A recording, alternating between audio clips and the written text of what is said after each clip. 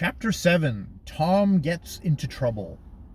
Putnam Hall was a fine building of brick and stone standing in the center of a beautiful parade ground of nearly 10 acres. In front of the parade ground was the wagon road, and beyond was a gentle slope leading down to the lake.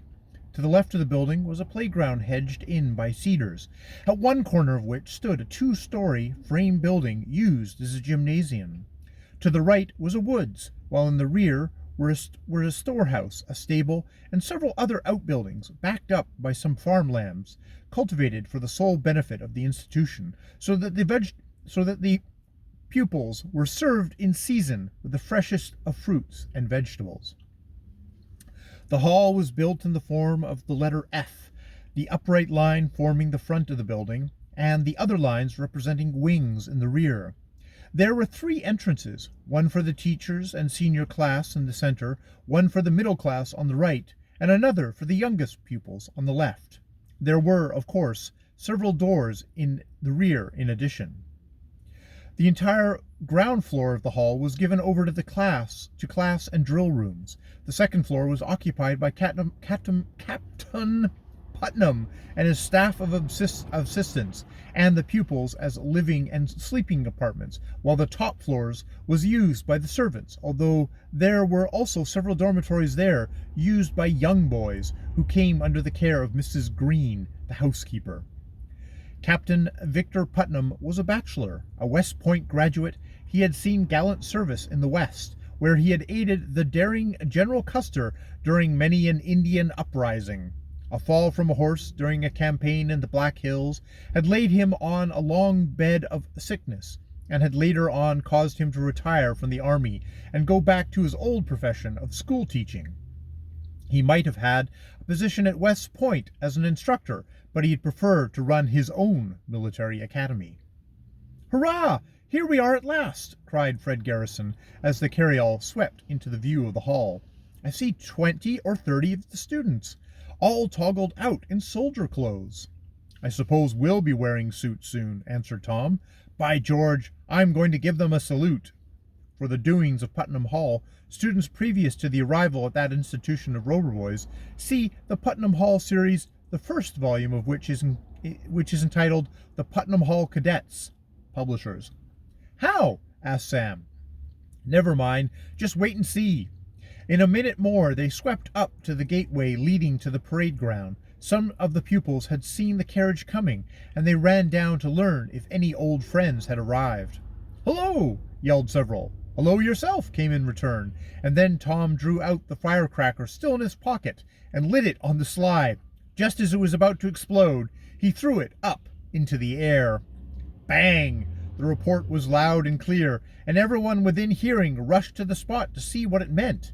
There were 40 or 50 pupils and 2 assistant teachers, but Captain Putnam had gone out. "Hi, hi! What does this mean?" came the high-pitched voice, and Josiah Crabtree, the first assistant, rushed up to the carryall. What was that exploded?" "A big firecracker, sir," answered Plague Snuggers. "And who exploded it?" Before the utility man could answer, there came a cry from the parade ground. "Don't peach, Plague! Don't peach!" "Silence, boys!" burst from Josiah Crabtree wrathfully. "Such a disturbance is against the rules of this institution." "We didn't fire the cracker," piped up a tall, slim boy. "It came from the carriage." "Mumps, you're nothing but a sneak and a tattletale," was the reply to this from several older cadets, and, afraid of having his ears boxed on the sly, John Fenwick, nicknamed Mumps by everyone in the hall, ran off. "Which one of you fired the firecracker?" demanded Josiah Crabtree, advancing to the carriage step. There was no reply, and he turned to the driver. "Snuggers, what do you have to say?" "I can't say anything, sir. I was taking care of the horses, sir," answered the hired man meekly. "I will find out who fired the cracker before I have finished with you," growled the head assistant. "Get down and march into the hall." "Gracious, what have we struck now?" whispered Fred to Dick. "Is this Captain Putnam?" asked Dick, without answering his chum. "No, young man, I am Josiah Crabtree, A.M. Captain Putnam's first assistant, and you are?" He paused. "I am Dick Rover, sir. These are my brothers, Tom and Sam." "And I am Fred Garrison," finished the youth. "Very good. I hope, Richard, that you were not guilty of firing that cracker? Was there any great harm in giving a salute upon our arrival? Such a thing is against the rules of the institution. Article 29 says, no pupil shall use any firearms or explosives at any time except upon special permission. We are not pupils yet, Mr. Crabtree. That argument will not pass, sir. So you fired the cracker? Very well, Mr. Strong. The second assistant came up. He was a man of not over 25, and his face was mild and pleasant. What is it, Mr. Crabtree? You will take charge of the other new pupils, while I take charge of the one who has broken our rules on his very arrival. Hold on, cried Tom. What are you going to do with my brother? That is none of your business, Master Rover. You will go with Mr. Strong. He didn't fire the cracker. I did that, and I'm not ashamed of it. I wasn't a pupil when I did it, and I'm not a pupil now, so I can't see how you can punish me for breaking one of your rules. At this there came a titter from the cadets gathered round. Hardly any of them liked Josiah Crabtree, who was dictatorial beyond all reason. The head assistant flushed up. You're a pupil here, and I will show you that you cannot break our rules with impunity and be impudent to me in the bargain, cried Crabtree. Come with me. And he caught Tom by the arm, while Dick and the others were led off in another direction. Surely this is a fine beginning, thought Tom as he walked along. He was half inclined to break away, but concluded to await developments. Are you going to take me to Captain Putnam? He questioned. We do not permit cadets placed under arrest to ask questions. Great smoke! Am I under arrest? You are. Perhaps you want to hang me next. Silence, or I shall be tempted to sentence you to a caning. You'll never cane me, sir. Silence! You had evidently been a wayward boy at home, so it will be best for you to remember that all that is now at an end. You must behave yourself and obey orders. Can't a fellow breathe without permission? Silence! How about if I want a drink of water? Silence, I say! Stormed Josiah Crabtree.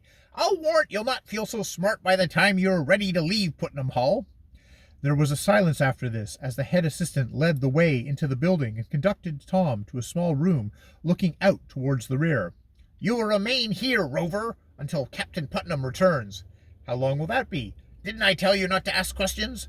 But Captain Putnam may not return for a day or a month, went on Tom innocently.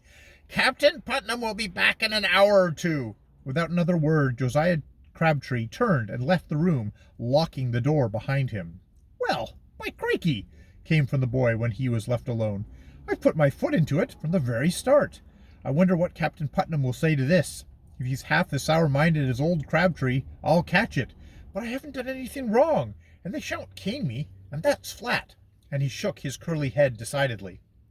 The room was less than 10 feet square and plainly furnished with 2 chairs and a small couch. In one corner was a washing stand containing a basin and a pitcher of water. This looks a good deal like a cell, he mused, as he gazed around. Suddenly his eyes caught some writing on the wall in lead pencil. He stepped over to read it. Josiah Crabtree put me here, and I am feeling very queer. He boxed my ears and pulled my hair. Oh, when I'm free, won't I get square? Somebody else has been here before me, thought Tom. I rather reckon I'll get square too. Hello, here's another Whittier or Longfellow. In this lock-up I'm confined. If I stay, I'll lose my mind. 2 days and nights I've paced the floor, as many others have before.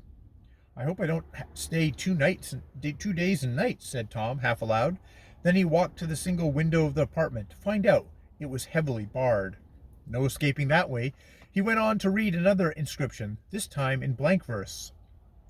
And I am jugged, alone in solitude and by myself, alone I sit and think, and think again. Old Crabtree, base villain that he is, hath put me here. And why? Ah, thereby hangs a tale, Horatio. His teeth, the teeth that chew the best of steak, set on our table, those I found and hid, and Mumps the sneak hath told on me. Alas!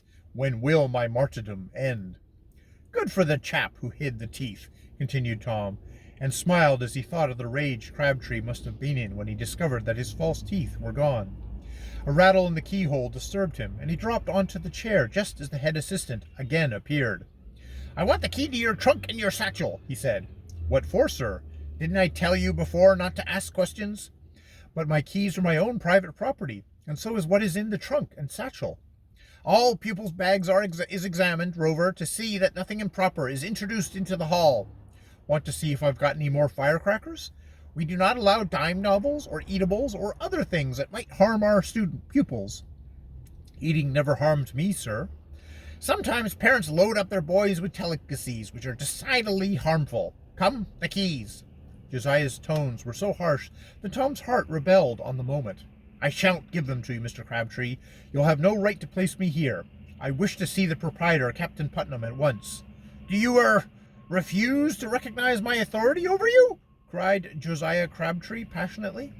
I do, sir. When I have met Captain Putnam and been enrolled as a cadet, it may be different, but at present I am not a cadet and not under your authority.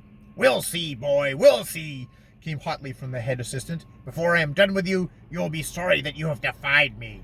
And with these words, he went out, slamming the door after him. Tom had made an enemy at the very start of his career as a cadet. End of Chapter 7.